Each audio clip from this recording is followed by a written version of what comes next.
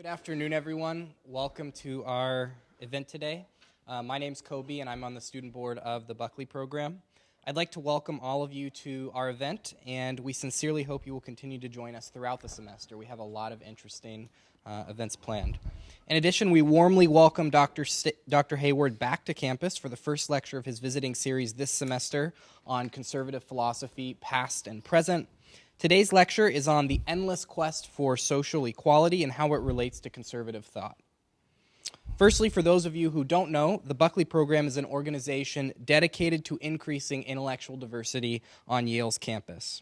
We do so in a variety of ways, including hosting lectures, dinner seminars, firing line debates, and conferences. By becoming a Buckley Fellow, you have access to an array of fellow-only events, such as private meals with our guests, complimentary attendance at our events, such as the annual conference in November, the Ideas Forum this month in January, and of course the highly anticipated Disinvitation Dinner each April. You can learn more about the program and how to become a fellow on our website, which is buckleyprogram.com. And as a reminder, being a fellow is free of charge for all Yale students and requires only a brief application. Now on to Dr. Hayward. Stephen Hayward is currently a senior resident scholar at the University of California, Berkeley's Institute of Government. He's also the Thomas Smith Distinguished Fellow at the John M. Ashbrook Center at Ashland University. Dr. Hayward has written many books on topics such as Ronald Reagan and environmental policy. His writings have also appeared in many prominent publications ranging from the National Review to the New York Times and the Wall Street Journal. We're very excited to have Dr. Hayward here with us today to share his thoughts about conservatism, and we'd like to thank him graciously for taking the time to come back to campus this spring.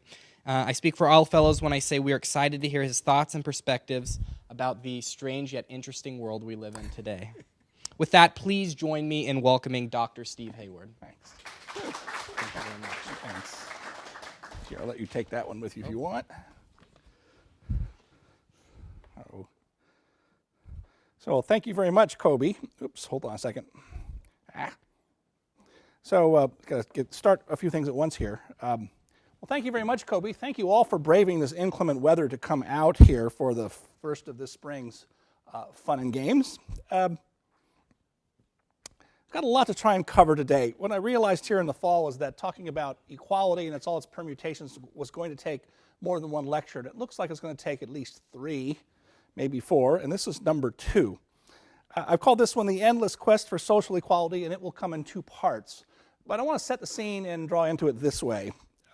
First, I think we can see just from the results of the most recent midterm election that the political landscape of the country has been jolted once again. I'm old enough to remember that not even 25, 30 years ago, it was widely thought that socialism was dead and gone on the ash heap of history. And more particularly, it was the general consensus just about everywhere, not just the United States, but in the other industrial democracies, that tax rates, income tax rates in particular, should be kept low. Today, socialism is openly spoken of again as a preferable policy to be embraced, although what the people who say this mean by socialism is not entirely clear. We'll come back to that point. And there's the nostalgia for the era of very high marginal tax rates from the 1950s. Tax rates of 70% on earned income or as high as 90% on what was then called unearned income, which is kind of a curious phrase. This is, you've heard this from everyone's, well, we're calling her the it girl, right? Alexandria Ocasio-Cortez, but not just her. Bernie Sanders has advocated for these positions, and other people on the left. And just today, I saw the headline this morning that Elizabeth Warren has announced that in addition to much higher income tax rates, she would like to have an annual wealth tax. And this makes some sense from the left because most of the wealth of the super rich, like Bill Gates, for example, is not in income. It's in the enterprise value of the wealth they've created. It's in their stock value. Same with Warren Buffett. And which means most of that wealth is never taxed, especially if, in the case of Buffett and Gates, you roll it into a foundation and it never gets taxed. So Elizabeth Warren today says, I want to have a 3% annual wealth tax on all fortunes in excess of $1 billion. So every year, billionaires would have to write a check to the federal government of 3% of whatever their net worth is. Long story, it'd be complicated to do, but there you are. That would raise a lot of serious money for the government. about 2.7 trillion, Senator Warren estimates, over a decade. But this has been building for a while. A few years ago, in fact 2014 was the year we saw the emergence of Thomas Piketty's book, Capital in the 21st Century, a title deliberately reminiscent of Marx's Das Kapital. And so the point is that things have sort of gone in a cycle in the last 25 years. You know, it used to be we talked about the exhaustion of socialism. Now we hear people talking about the exhaustion of capitalism. And you even hear a phrase that had nearly died out about late capitalism. That's an old Marxist phrase that really had died out. But I think it should be pointed out that these misgivings about the market economy are not limited just to the left. If you follow what goes on at Fox News, you may have noticed that Tucker Carlson recently made a fairly broad attack on the free market economy, which has shocked a lot of people. And so one of Karl Marx's lines does come to mind, usable by both left and right, it seems. All that is solid melts into air. Now, I'm going to take up that subject of socialism and market economies and what is now pejoratively used term of neoliberalism when I come back in a couple of weeks. And today I want to confine myself to two aspects of the issue of equality: social equality and inequality, and income inequality. And I think we will see they are on one level quite distinct, but on a deeper level, deeply related. So income inequality is the easiest to argue about because we can measure it by a common unit, money, right? Although there are some important methodological and statistical arguments that get very thick very fast. And I say it's seemingly easiest to talk about because at the end of the day, what really drives opinions about this are deep philosophical differences between left and right about what constitutes fairness and justice. I'll say a thing or two about that. The issues around social equality are more intense. And they're more intense because they're wrapped up increasingly in our identities in terms of race and gender and class bias. And of course, that's what's often called the holy trinity of academia: race, class, and gender, right? I'm sure you're not unfamiliar with these terms. And the operating assumption seems to be that any disparities that you can measure between races and genders are evidence of racism, structural oppression, patriarchy, violence even, and their covariants like colonialism or imperialism. Now, it is true that sometimes statistical differences can be evidence of discrimination and racial and gender bias. We've actually used the concept of disparate impact. That's a technical term in civil rights law. For a very long time. We look to see if there are statistical anomalies in the composition of racial and gender composition of employment, housing, educational opportunity, access to credit, criminal enforcement that's out of proportion with the local populations.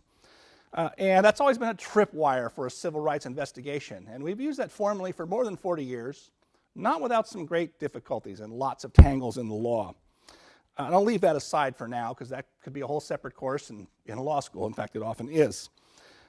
We bring to bear today a very thick vocabulary to discuss these kinds of inequalities with some very fine-grained social science research tools for detecting racial and gender bias. And I'm going to look at 4 specific examples of these here in a moment. But I want to begin with a direct attack on the assumption that all racial and gender differences are evidence of systemic discrimination or evidence of an unjust social order.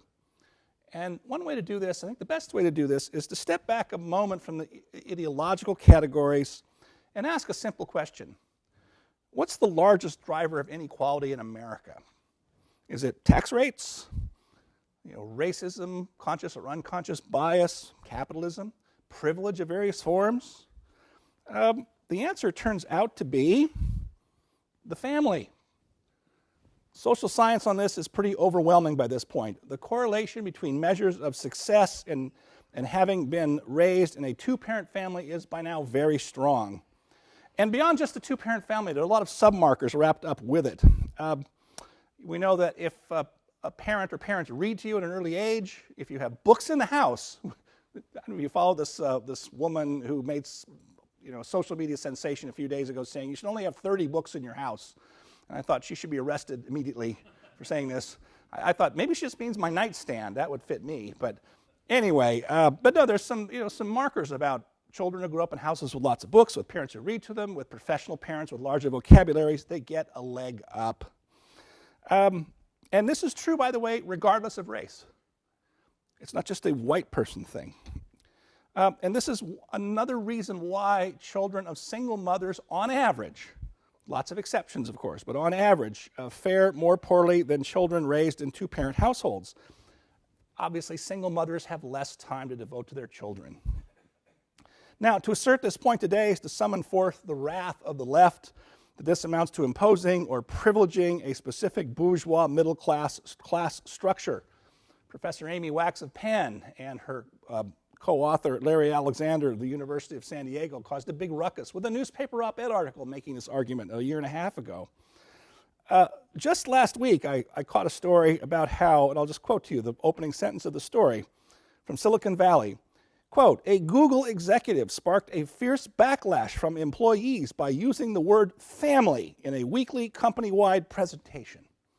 I can give you the site to the whole story if you want to see it, but the story goes on to say that the executive later sent out a company-wide apology for using the term family that some people found inappropriate or offensive or made them uncomfortable and so forth. But that's where we are. But that the idea of family should be controversial for the left is puzzling. Because if you look at socialist literature going back to antiquity, starting, I'd say, with Plato's Republic, you find out that they understood very clearly that achieving broad-scale equality requires nationalizing the children. That's in Plato's Republic, and it was actually practiced in some of the early communal experiments in communal living here in the United States in the 19th century, also in Israeli kibbutzes in the 50s and 60s. There were conscious attempts, and Plato's theoretical, of course, but in the 19th century socialist communities like New Hope in Indiana and in Israeli kibbutzes, you actually did try to raise the children in common, detached from their particular parents. And by the way, the Israeli kibbutzes, I was recently reading the history of this, some of them that really wanted to make sure that they adhered to the idea that there should be no property at all, you not only put all your clothes in the laundry and got clothes just sort of passed out to you, that'd be your size, but at random, you didn't even own your own underwear. That's equality. You know, don't even have your own, okay, I'll give them that. So there we are. The idea that that families would be incubators of inequality, that was intuitive to Plato and Aristotle and everybody on down to the age, and it's now backed up by modern social science. Now, I think one reason this fact is ignored or attacked is that it obviously confounds our utopian and egalitarian desires. I mean, we can't pass a law that says all children shall be raised in compassionate two-parent families or an intact two-parent household. Although it is curious to note, if you go back 20-some years ago when Hillary Clinton wrote her book, It Takes a Village, the whole message was it takes a village to raise a child, was a nod in this direction of sort of the old collective idea of raising children together. In that book, she does speculate a bit, just idly, about maybe there should be licenses for parenthood in this country. You know, we have to have a license to drive a car, but we let anybody have a kid. The state of Oregon is right now considering requiring video surveillance in-home for all newborn babies. I understand the impulse for this, but that's kind of what you're left with. You're trying to equalize the inequalities that come out of the family. Now, there are a few things you can do on the policy front to help families, at least economically, families and parents, single or unmarried or whatever particular form they take these days. Like we have child care tax credits, the earned income tax credit, which goes beyond just families, of course. Wage subsidies in the place of the minimum wage is being talked about. And probably these ideas should be refined further, and there's quite an active debate about this among conservative policy intellectuals going on right now.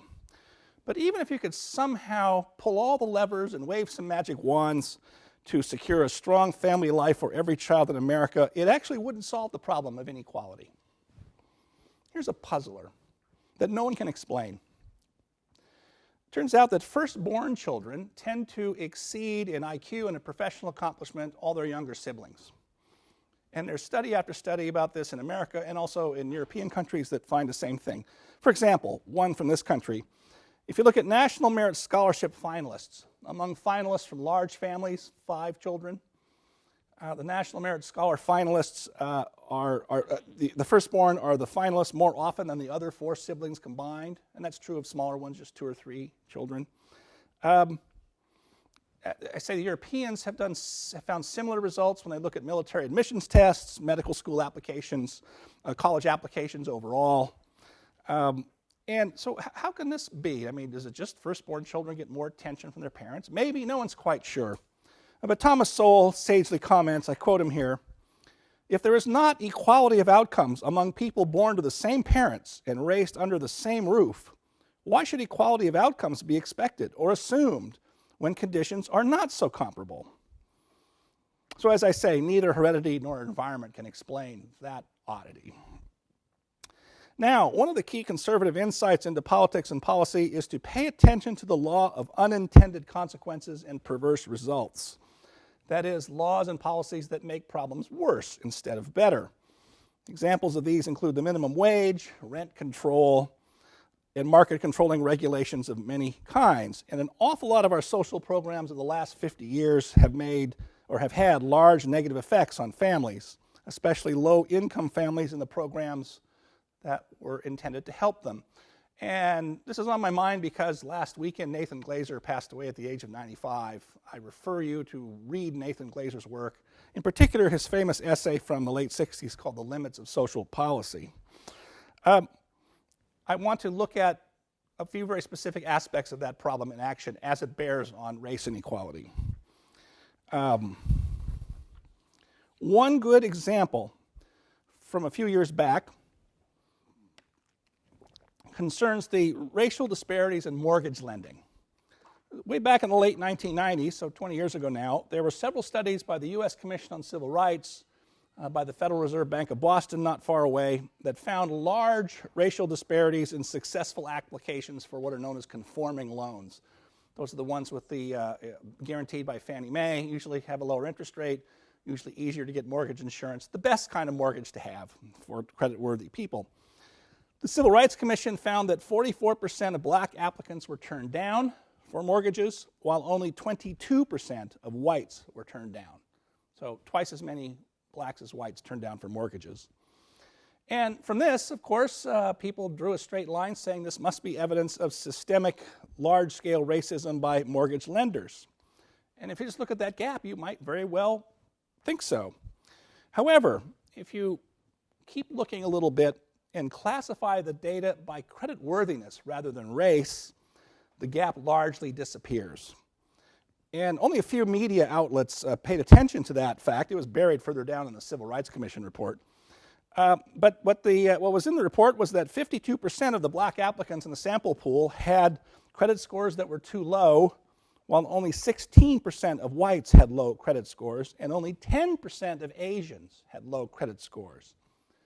And that, by the way, leads to the next finding left out of most news accounts. While 22% of whites had their applications turned down, only 12% of Asians and native Hawaiians had their applications turned down. Now, is it plausible that banks are discriminating against whites in favor of Asians in mortgage applications? It seems doubtful. And then it got even more complicated when someone went back to the data again and realized that black-owned banks turned down black mortgage applicants at a higher rate than white-owned banks did. I suspect the reason for that is that more blacks with marginal credit scores applied at black-owned banks thinking they might fare better, makes some sense, and those banks were just as credit risk averse as any other bank. Now, this is not to imply that large average differences in incomes and assets between racial groups are unimportant, insignificant, or not worthy of trying to remedy. Don't want that implication to be drawn at all. But it is to propose that when we default, as we so often do these days, to broad charges of racism directed at intermediate institutions like banks, employers, or universities, when we make those broad charges, I think it makes discussing racial problems and their remedies harder. You know, the lower average incomes of minorities in America, especially blacks and Hispanics, they have a lot of causes. Not mortgage lenders, necessarily. It's bad schools, high crime neighborhoods, dysfunctional families, lack of economic opportunity in their local neighborhoods, and racial bias. But we are these days trying to load the remedies, as I say, on these intermediate institutions like universities. We're trying to fix it there. We're trying to fix it when someone applies for a mortgage, when they apply for a job. And that's because that's the one thing we can affect most directly with policy. But I'm not sure it's making much progress on some of the deeper causes that place someone at a disadvantage when they get to that point in life. And, one of the remedies for this 20 years ago was, well, let's lower credit score requirements to get a mortgage for everybody. I mean, the thought was explicitly under the Bush administration, it will help minority home ownership. That didn't work so well for a lot of people of all races, but especially minorities in the housing crash of 2008. I'm going to talk about that a little bit when I come back in my next visit. But I want to move on to my next example, which is very current right now, and that's the enthusiasm for what is called ban the box on job applications. If you're not following this, what that means is there's been a law passed in California, and many cities have passed similar laws requiring that employers no longer ask for or have a checkbox for a criminal record on your job application. And all things being equal, most employers would prefer to hire someone who doesn't have a criminal record to someone who does. But all things are not equal. As we know, we've had very high incarceration rates, especially for blacks in the last generation. That's a fact that has contributed to the recent debate about whether we've over-incarcerated. It contributed to the recent First Step Act that passed maybe the only bipartisan bill out of Congress in the last 10 years, saying, yeah, we overdid it. Let's reduce the criminal penalties for nonviolent and drug offenses. And so the idea of ban the box has been a self-conscious attempt to especially help African-American males. It's also been applied in places like Seattle to landlords and renting apartments. So what do we expect the results of a policy like this to be? Well, there's some older literature of hiring practices that found that companies that asked for criminal history on job applications hired blacks at a higher rate than companies that didn't. Well, that's some older stuff. There's two recent studies. One from 2 years ago in the Quarterly Journal of Economics. I have in my notes the whole abstract. I don't want to read the whole thing, but what they did was a bunch of researchers got together and spent a lot of time doing this. They sent in 15,000 online job applications. They were dummies, all phony, right? To companies, the different practices. And what they did was, it was something that's actually done a lot nowadays, is they use black-sounding names and white-sounding names. This is something that's, as I say, social scientists are using this increasingly. And I'll give you a little bit of the abstract the conclusion stated in the abstract. Quote, "We confirm that criminal records are a major barrier to employment. Employers that asked about criminal records were 63% more likely to call applicants with no record." Not a huge surprise there. Like I say, you prefer someone without a potential risk in their background than someone who has none at all. But to continue, "Our results support the concern that ban-the-box policies encourage racial discrimination. The black-white gap in callbacks grew dramatically at companies that removed the box after the policy went into effect." In other words, there's a large gap in callbacks. And the companies that didn't use ban the box, they concluded, were 43% less likely to call back a black applicant for another step in the employment review process. There's a separate study published just a few months ago by the Social Science Research Network. They used a different methodology. They just did one of these grand statistical regressions that are hard to understand. And they said that removing the screen for a criminal background lowers the probability for employment of black applicants by 5%. Those numbers aren't exactly commensurate with the other study, but they're different methodologies and way of going about it. But that's a pretty big number. And so those findings are troubling, because what it means is that in the absence of particular information on the individual level, employers are defaulting to racially based stereotypes or perception. That's the very definition of racism. But slow down a minute. If it were just racism, pure and simple, that were driving employers, you would not expect much difference in the hiring rates for blacks under any screen, whether you had one or not.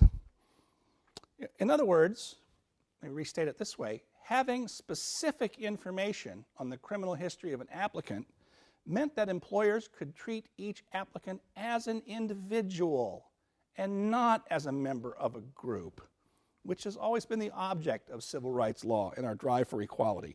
And in the absence of that, you make uninformed decisions based on group characteristics. And if you want another perspective that bears on this, consider this fact that right now, black unemployment is at its lowest point in 50 years. And the reason for that is the general unemployment rate is almost at its lowest in 50 years. So the labor market's very tight. And so there's evidence just in the last 8-9 months that employers are more willing to hire people with criminal records because they have to if they're going to fill the open jobs. The point of that being is economic growth turns out to be one of the best policies you can get to help everybody. Because along with this, by the way, is we're finally seeing working class wage growth for the first time in a good 15, 20 years.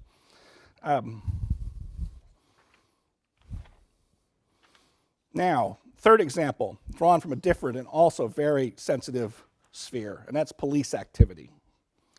Now, we know from numerous surveys, and of course everyone's familiar with well-publicized incidents, that blacks report more negative experiences in their interactions with the police than any other group. And this has the tragic effect, I think, of increasing black distrust of the police, often in the very neighborhoods that need a police presence the most, a police presence that can be trusted. So there's a very elaborate study published 2 years ago by the National Academy of Sciences, and you had 4 academics, a couple from Stanford, and I forget where the other 2 are from. And they downloaded several thousand hours of audio from police body camera recordings of traffic stops in Oakland, California. And they transcribed the conversations, and then they went through a very sophisticated coding of the language used by the police officers in their interactions with the people they pulled over, and of course categorized people pulled over by race and other variables. And the study's conclusion, quote, "We find that officers speak with consistently less respect toward black versus white community members," close quote. So again, this looks like racism in action. Case closed? Well, not so fast. Let's keep going with the full study. In fact, the study itself says it's really pretty complicated, and we don't really quite know what the cause of this is. In other words, they drew back from saying this is evidence necessarily of conscious or even unconscious racism.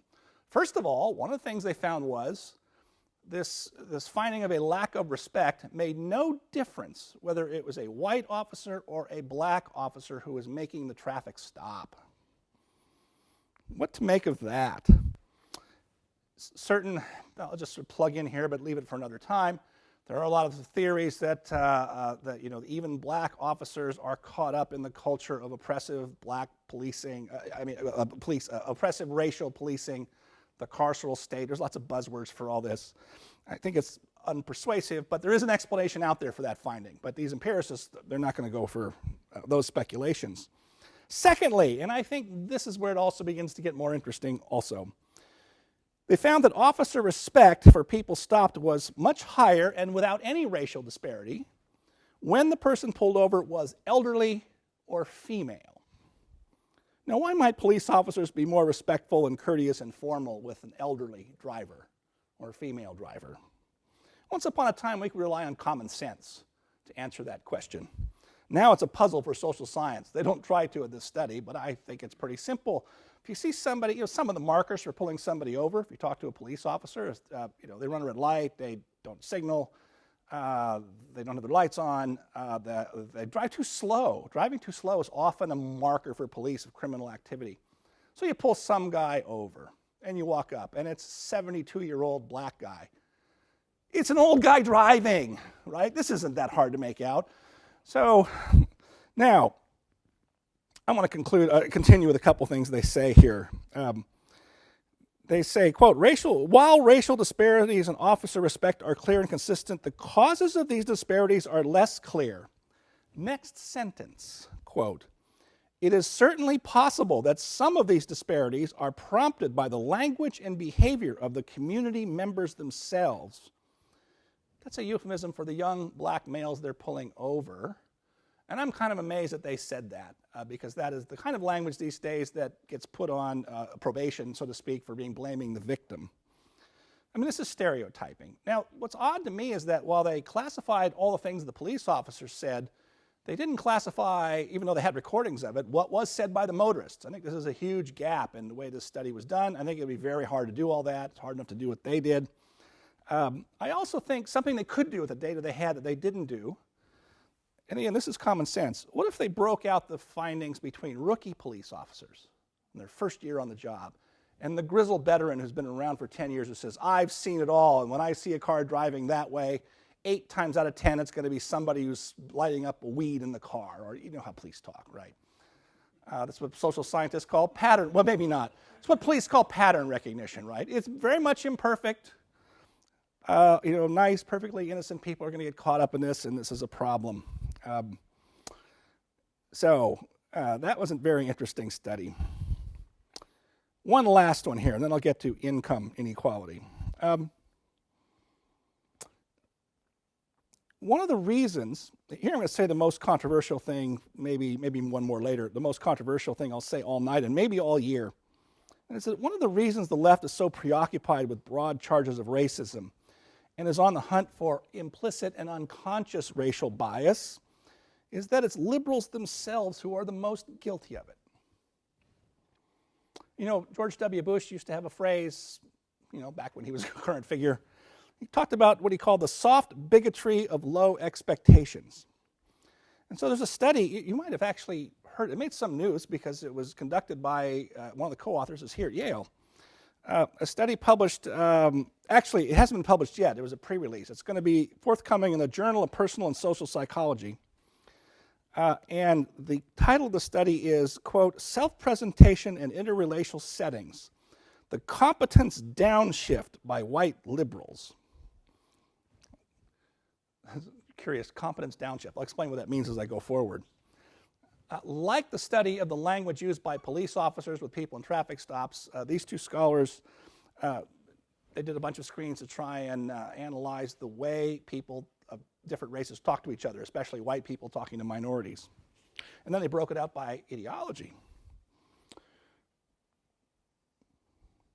I'll just read you from their summary. Most whites, particularly socio-political liberals, now endorse racial equality.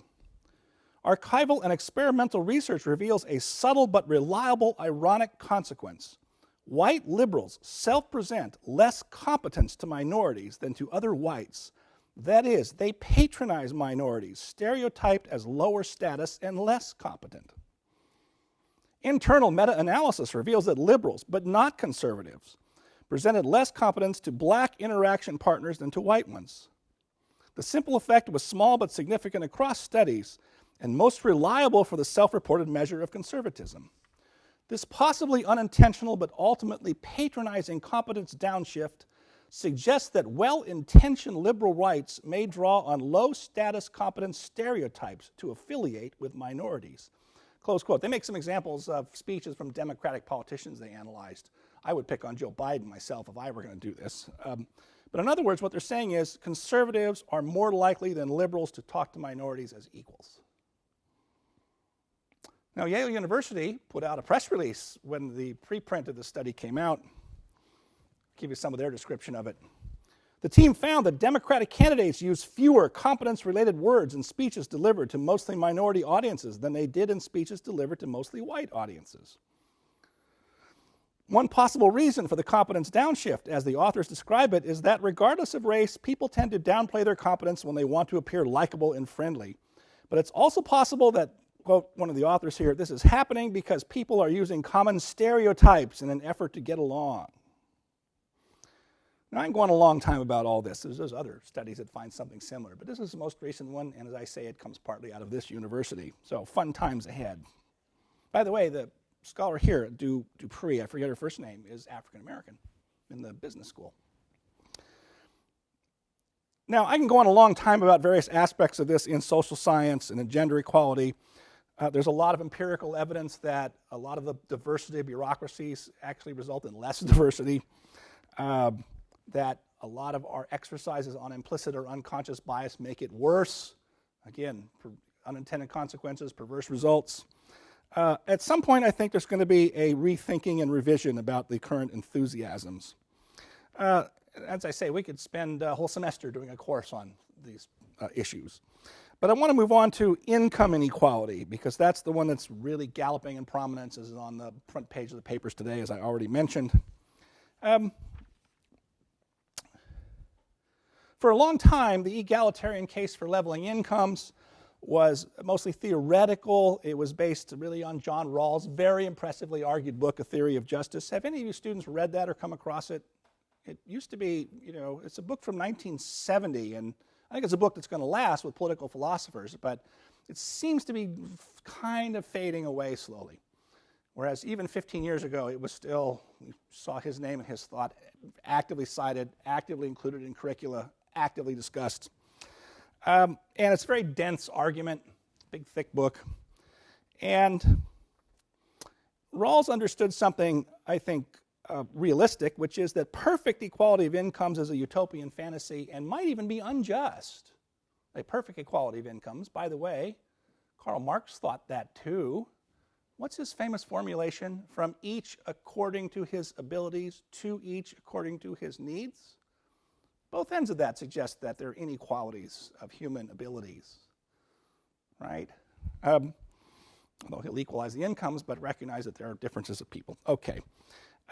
Rawls came up with a principle that people have liked, which some of you may know or have heard of, which is that inequalities of wealth should only be tolerated insofar as the least among us benefit from the creation and accumulation of that wealth by the wealthy.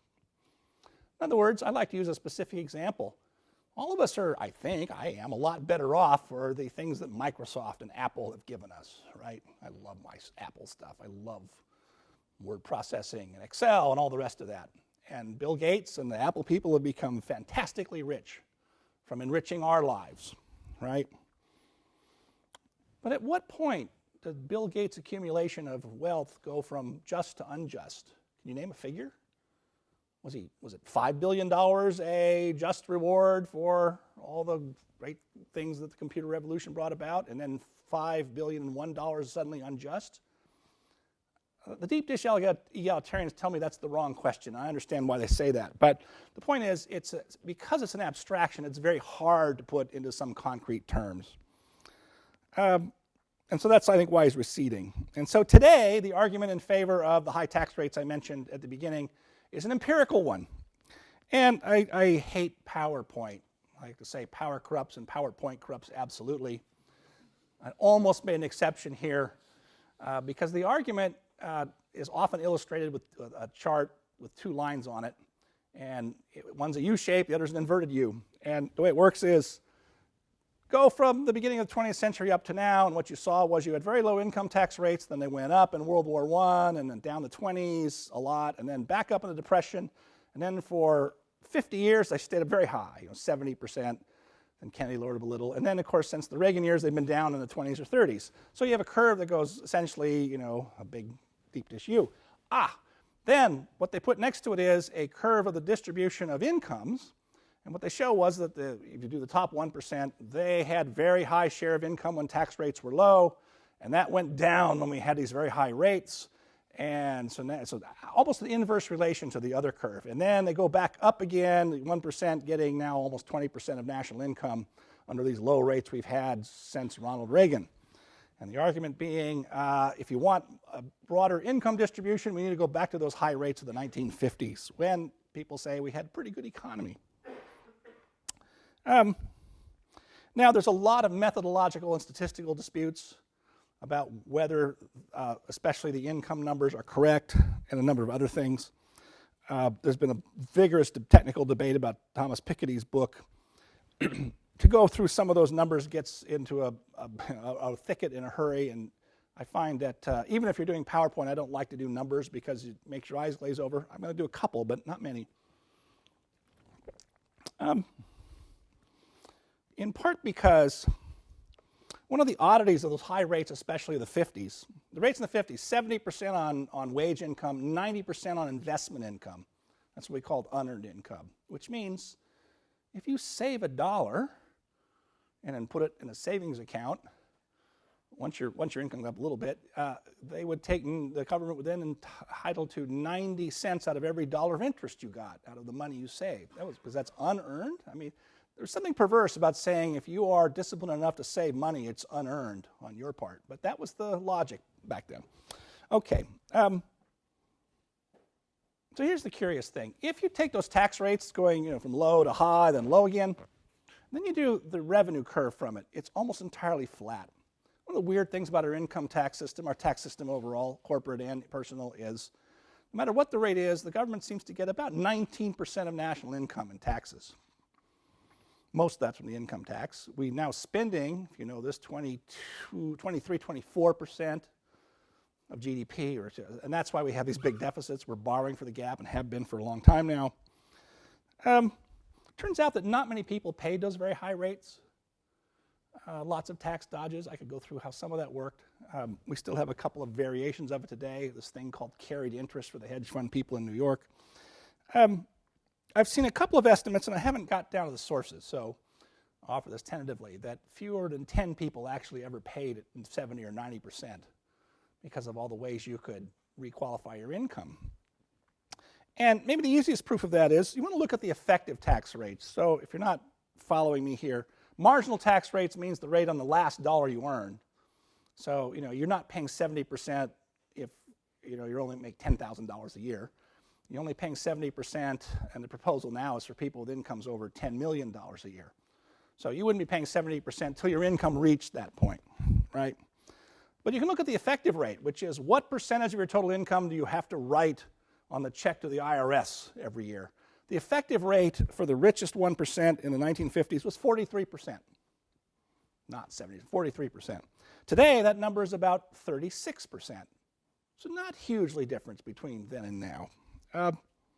That rate will go down a little bit under the tax bill that was passed a little bit a year ago and just took effect. And that's one reason why there are a number of estimates that a return to the 1950s tax rates would only raise about $300 billion over 10 years.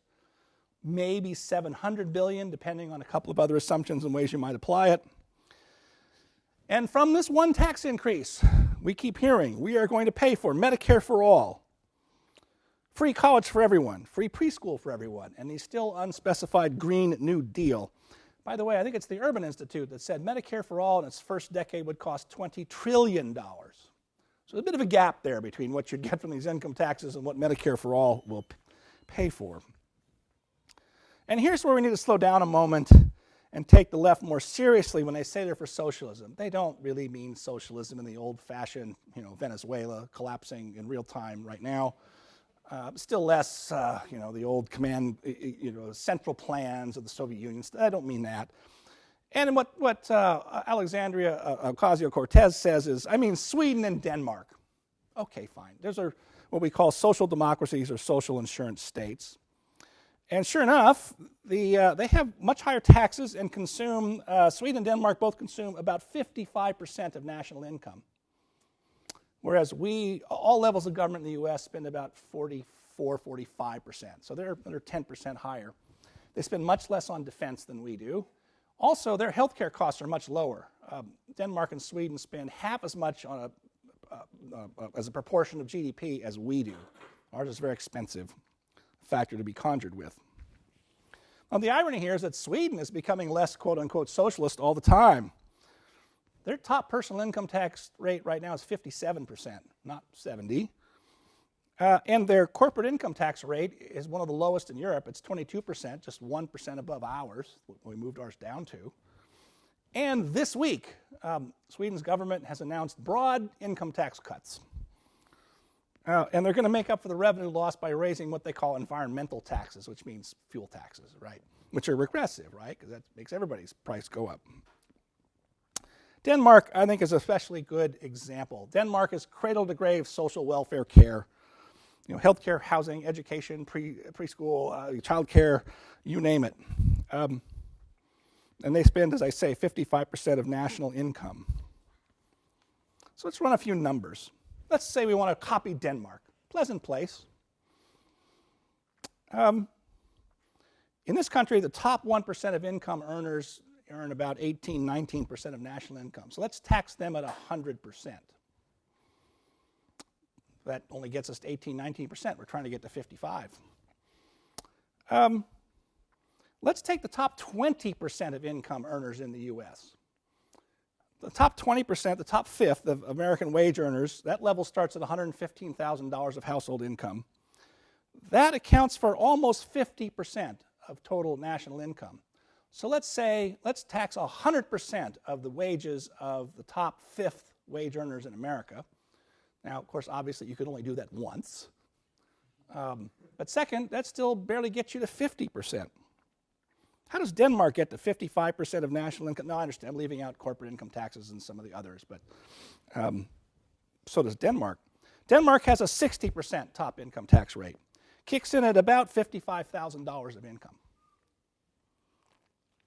Not $1 million, $5 million, $10 million. Denmark and Sweden both have a 25% value-added tax. That means a sales tax on every purchase. Very few exemptions, unlike our sales tax. Now think about it, it's a huge revenue gusher. That's why the Europeans like it. But the Europeans support their welfare states on the backs of very large regressive taxes, right? They don't do it by getting to 1% and so forth. There is a 100% excise tax on new cars in Denmark.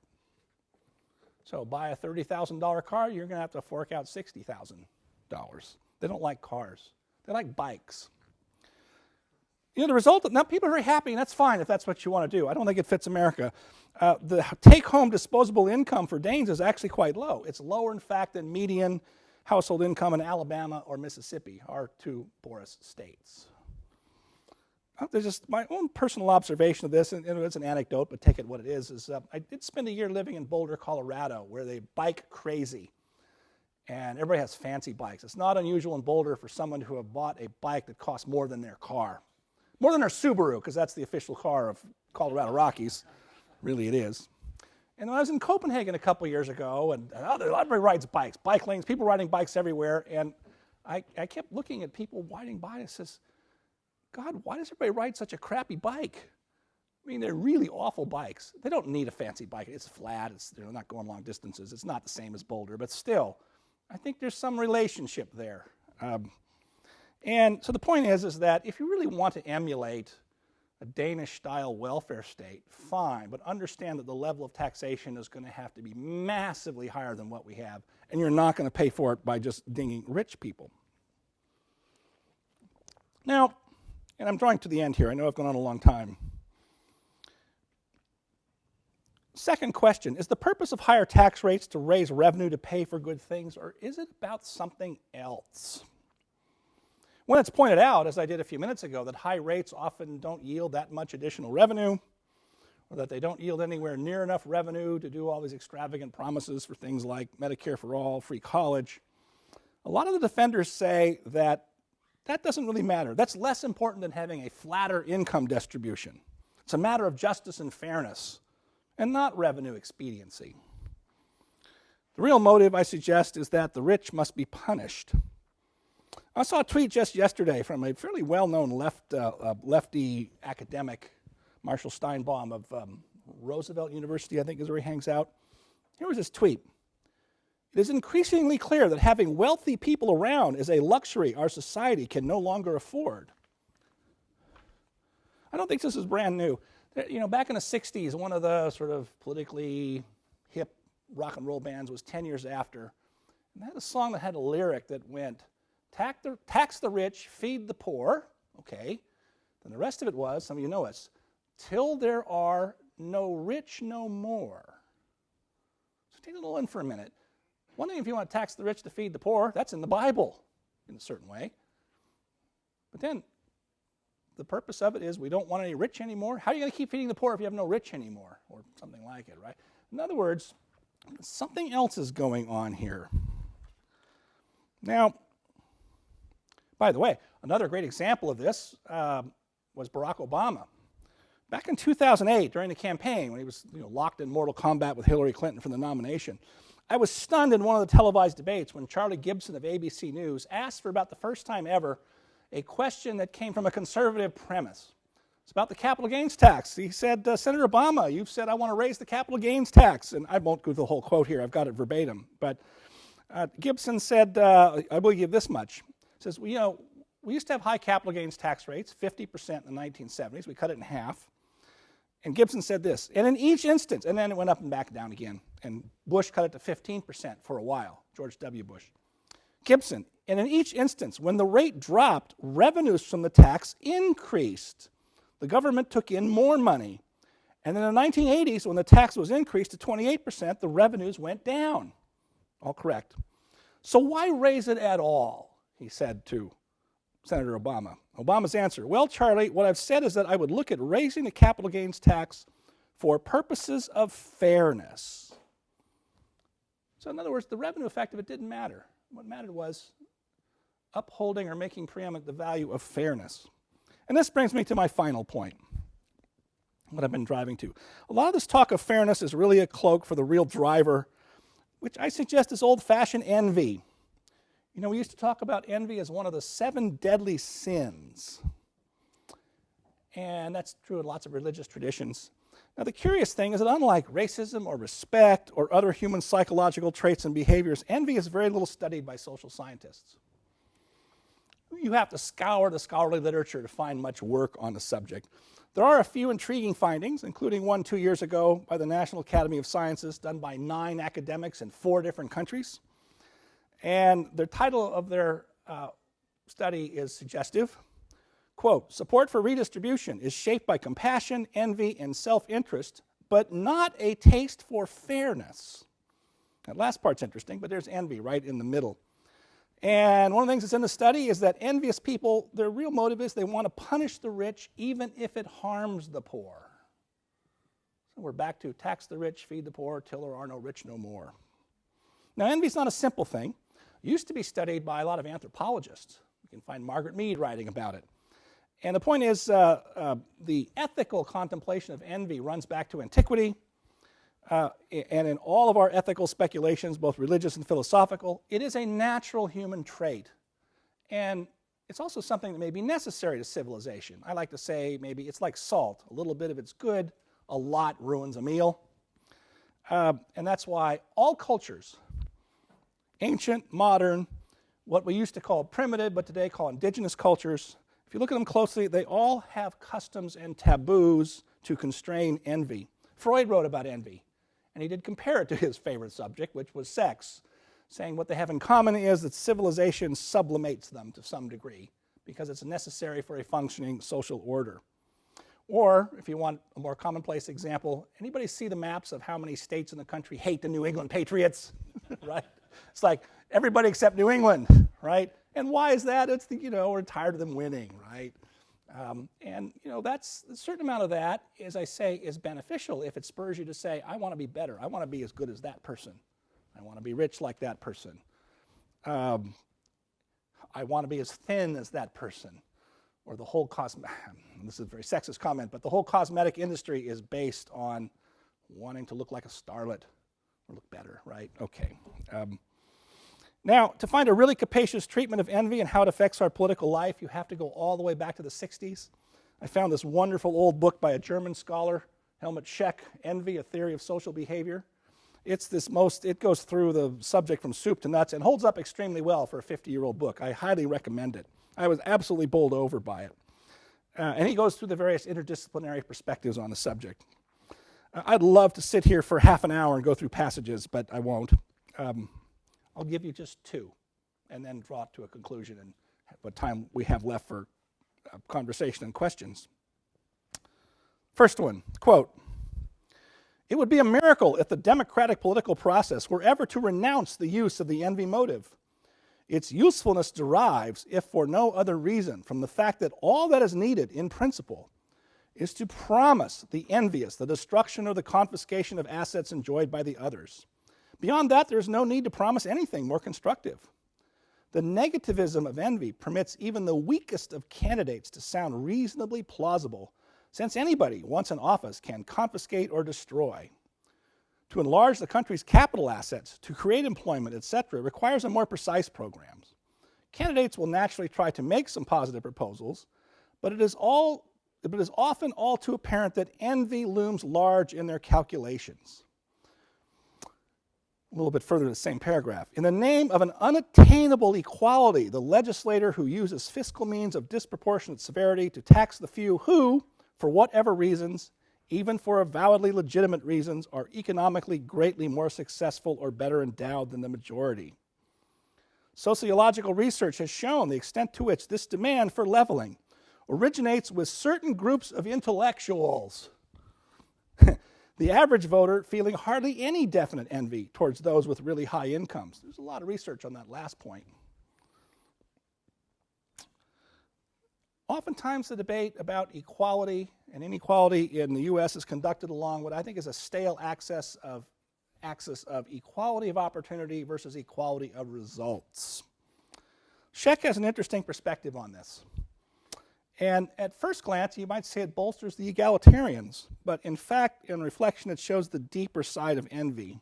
And I think it's quite relevant just now that the question of meritocracy is being reopened by a lot of liberals. I don't know how conscious you are of all this, but I'm picking this up in ways that are quite curious.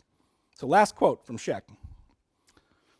In an achievement-oriented society, there cannot be equality of opportunity. There can at most be adequate opportunities for different kinds of people. Person and opportunity must be complementary.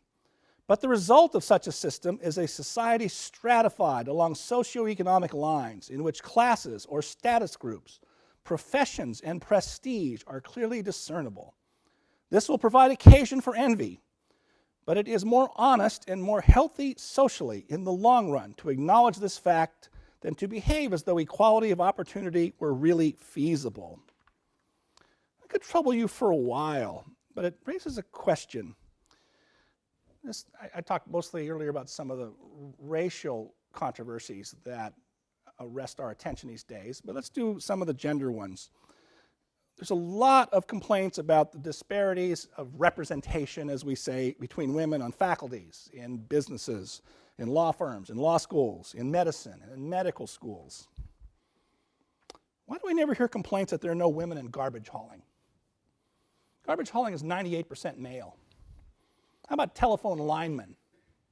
How about hard rock mining or logging? All of those jobs, those are well-paying jobs that I just mentioned. No one complains that their women aren't represented in those jobs. And the main reason goes back to something Scheck just said. They're not high prestige jobs, right? By the way, the next corollary to this is, why is there no hand-wringing about the huge disparities in rates of workplace deaths and injuries between men and women? Men experience about 95% of all workplace deaths and injuries. Should we want that gap closed?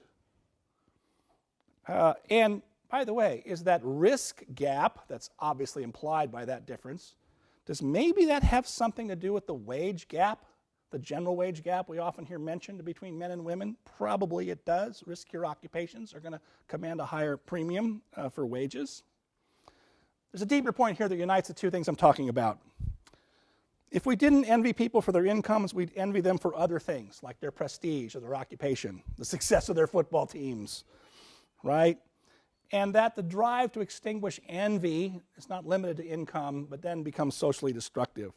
And that, I think, and I'll end with this, that's the point of the great short story by Kurt Vonnegut, which if you've never read, you should go read in your leisure, called Harrison Bergeron. Wrote it in 1961. It's just 6 pages long. It's really short. And that's where I don't think he was thinking of it like Orwell or somebody like that. I don't think he was thinking about economic inequality, but implicit in the story, which is very rich in just 6 pages, is the understanding that the drive for social equality that gets at smaller and smaller differences is socially destructive. Here's the first paragraph. It's got some wit to it. The year was 2081, and everybody was finally equal. They weren't only equal before God and the law, they were equal in every which way. Nobody was smarter than anybody else.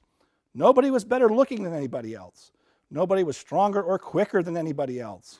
All this equality was due to the 211th, 212th, and 213th Amendments to the Constitution and to the unceasing vigilance of the agents of the United States Handicapper General. He goes on to explain that handsome people and beautiful women had to wear masks. intelligent people had to wear a noise machine so that every few seconds there'd be a buzz or a big eruption in their ears so that it would interrupt their train of thought and they couldn't use their intelligence to full benefit. Very talented dancers had to wear weights on their arms and legs on stage so as not to stand out from the average dancer, right? Tom Brady would have to wear an anchor in the Super Bowl, if we want to extend it to today. The story goes on from there, or play the Eagles, right? There's a lot more to that story, and I'll leave it to you to read it. But when I hear things that make you think that Vonnegut's extravagant view is not that so far off. This is one last anecdote. Is out at UCLA, the administration 2 or 3 years ago put out a list of words and phrases that shouldn't be used because they might offend somebody. And one of them was, you shouldn't ever say, America is a land of opportunity. That would be offensive to people. That's right out of Harrison Bergeron, for God's sake. And I think he wasn't far off in worrying and where we're heading. You've been very patient. I've gone on way too long. Thank you all very much.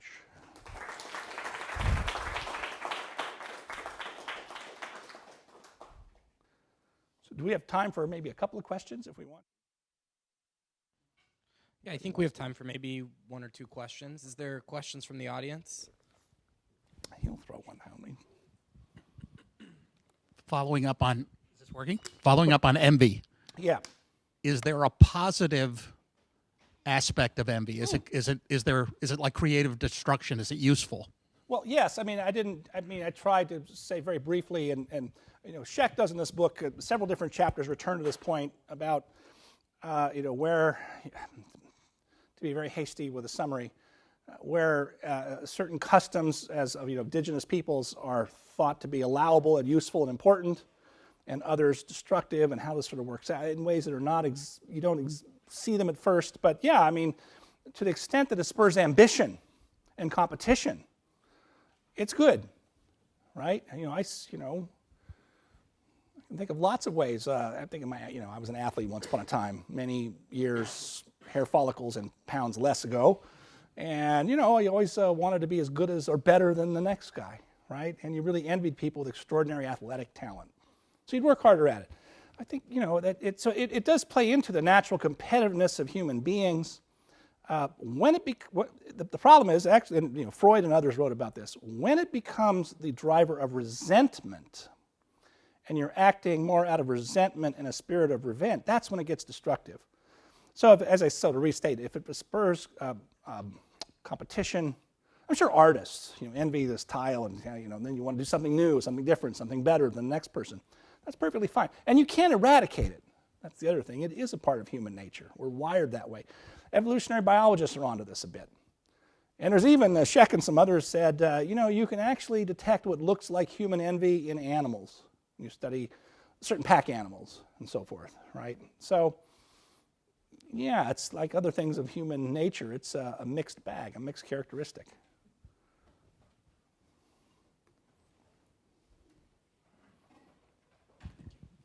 Thank you, Dr. Hayward. Also sticking on the topic of envy, I wonder how you would respond to, what about rich people, more affluent? I've had conversations with very affluent people who also support, 70, 90% tax rates. Yeah, right. How would envy play into that? Well, I'm not quite sure. A lot of rich people get afflicted by guilt, especially if they inherited the money. And that's a reasonable argument. And you find, I do hang out some in Silicon Valley where people make these enormous fortunes really fast. You have these 28-year-old billionaires, which is unthinkable even 50 years ago. That you could get that rich that fast at that kind of age. And so you see this a lot. Well, the impulse is, well, we need to give back. And so we start foundations, and okay, that's one impulse. And the other one is, no, I should be taxed higher. Partly is they have so much money that they wouldn't miss it. Talk to the people who maybe make $300,000 or $400,000, but grind it out in a small business, working really hard, and all the rest of that. They have a different attitude about it. But that's part of it. There was the famous book from 10, 12 years ago by Thomas Frank, a very interesting liberal writer, is What's the Matter with Kansas? And his argument was, Kansas votes for these crazy conservative Republicans, and they have economic policies that are adverse to your average Kansan. It may or may not be true, but And I said, okay, fine. That's because culture is more important than economics for some people. I don't think that's hard to make out. Okay. But why don't we see an article is, what's the matter with the Upper West Side?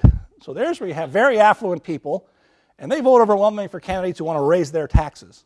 And so if you're really driven purely by economic self-interest, you wouldn't, Upper West Side should vote one way and Kansas the other. I don't find it that extraordinary. There is a passage in Scheck where, oh gosh, I'm tempted to go find it, but he talks about, maybe I'll find it for tomorrow because you're coming to the seminar, right? I'll find it for tomorrow because he's got a very interesting reflection on that point. Yeah, you do see a lot of that, and that's also not new. We used to call them in the 70s, you talk about limousine liberals. And nowadays we call them Gulf Stream liberals, right? So, yeah, we'll see how all it shakes out. Someone else?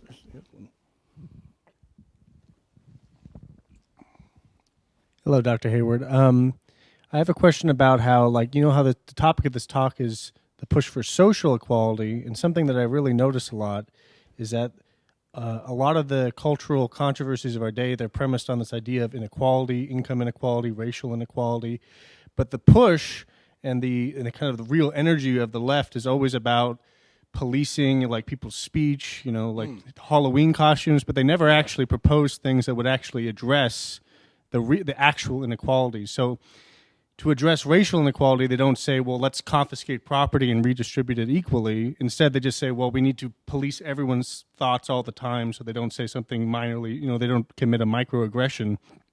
And it seems kind of incoherent to me. I don't really understand. It seems like I don't understand, what do they want? What's going to actually bring about the material equality? But instead, they just push all the social stuff. Is it something to do with, they believe if we all think everyone's equal, then everyone will be? Or, I don't understand. Where's the causality? How are they going to bring about this actual equality if they actually believe in it? Well, you're really asking a pretty profound and difficult question for this reason. As I was trying to, one of the points I was trying to make in my talk, and it probably went by too quickly or didn't get the emphasis it deserves, is one reason I'll restate it this way, one reason we concentrate on economic inequality and propose high tax rates is that's something concrete and tangible. Congress can pass a law. It may or may not work according to plan, but that's something you can do. Now, when you say there's implicit racism, unconscious and sexism, and so forth, and you've heard some of the various theories that this, it's a whole system, and sometimes I want to say, okay, let's just accept that as it's represented. And the next sentence then is what? What to do about it? It's not really clear what any of the remedies are. So let's have a list of words people can't say. And let's have consciousness raising. I think really the first step is let's everyone admit their guilt or complicity in this awful oppressive situation or country or something like that. That seems to be a lot of the sentiment behind it. Now, I try and be in an analytical mood and credit where credit is due. One way of thinking about this is, what is, I would say, modern liberalism? I don't mean Democratic Party, platform. What I mean is the liberal tradition of 200 years. The liberal tradition that is all about individual freedom and individual recognition. That was Hegel's great term, right? Is that at the core of liberalism is the desire for each individual to be recognized as an individual.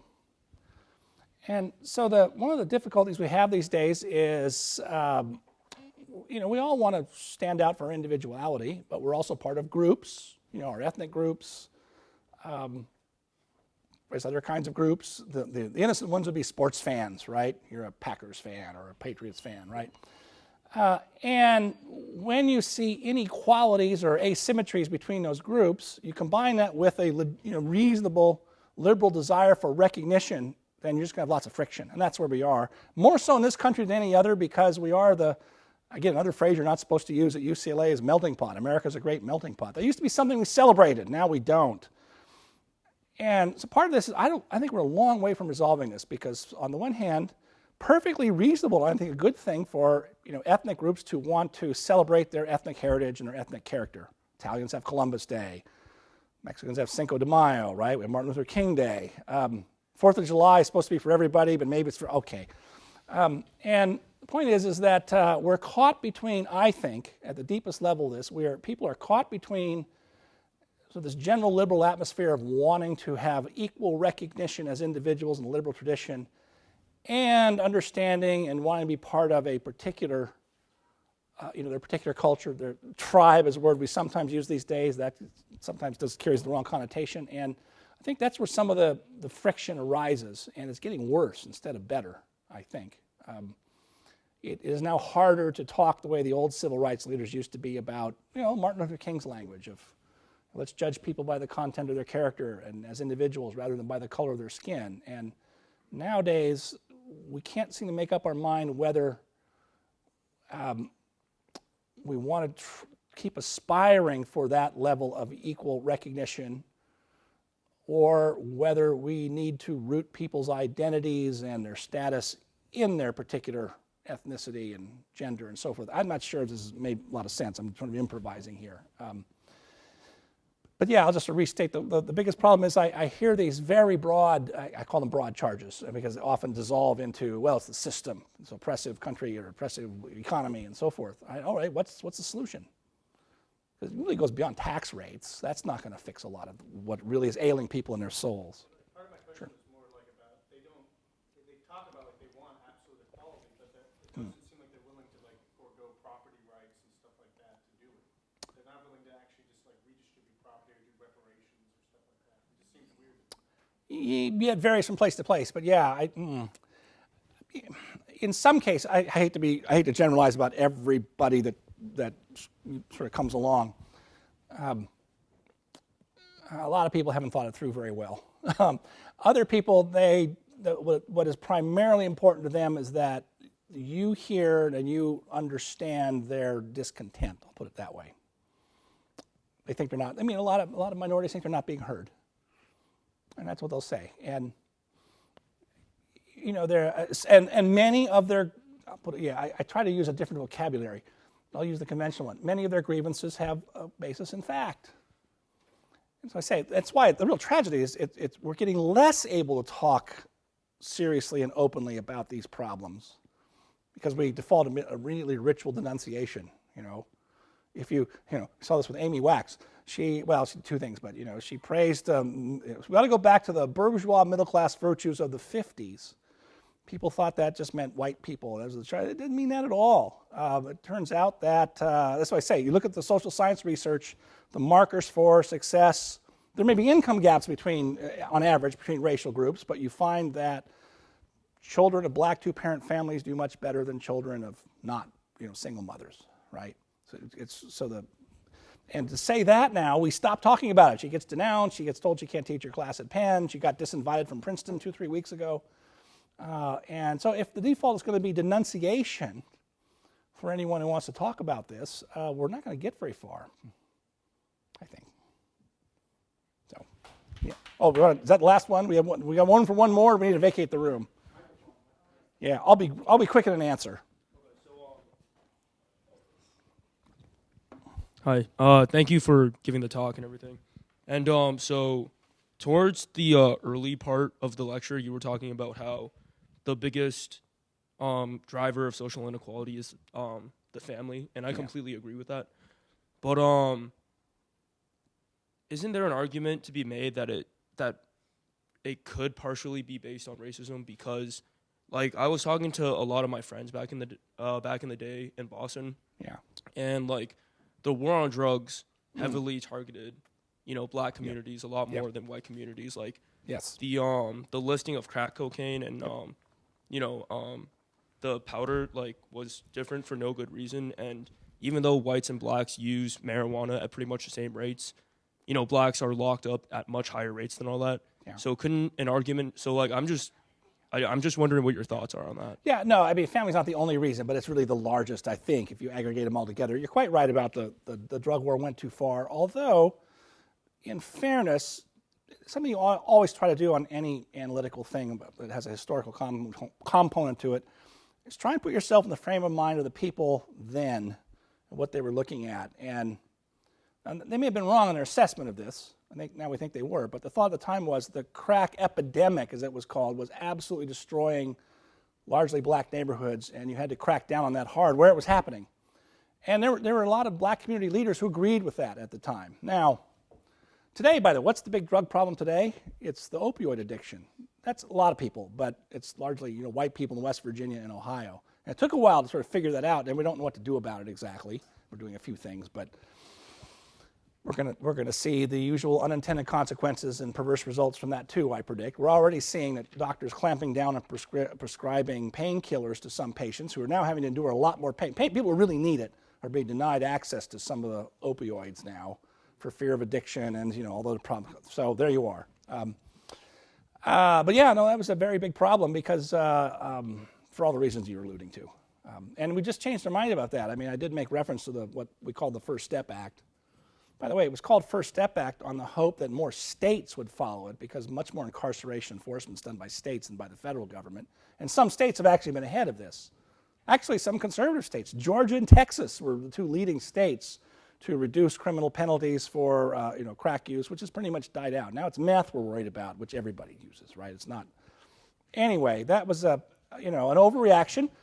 Governments do what they often do; they overreact oftentimes, and you can name lots of other things. I mean, I've done a lot of work in sort of civil rights history and civil rights law, and you do find, I didn't have time to talk about it tonight, but it was only 40 years ago, not that long ago, but after the Civil Rights Act and after you thought the country would be, we can't go on like we did in the 1890s, you'd find utility companies in the South, and they would have almost no black employees with a large black population around there. And what you'd find out is they used all kinds of subterfuges that looked like the old literacy test for voting to keep from hiring blacks. Well, that is just straight up discrimination, right? That's, and that's when we started using disparate impact, saying, wait a minute, you've got to have a better reason for not hiring people than whatever reason you're giving. And it's a long story, but yeah, lots of other things. But I like to pick on the family because that's the one that's controversial these days.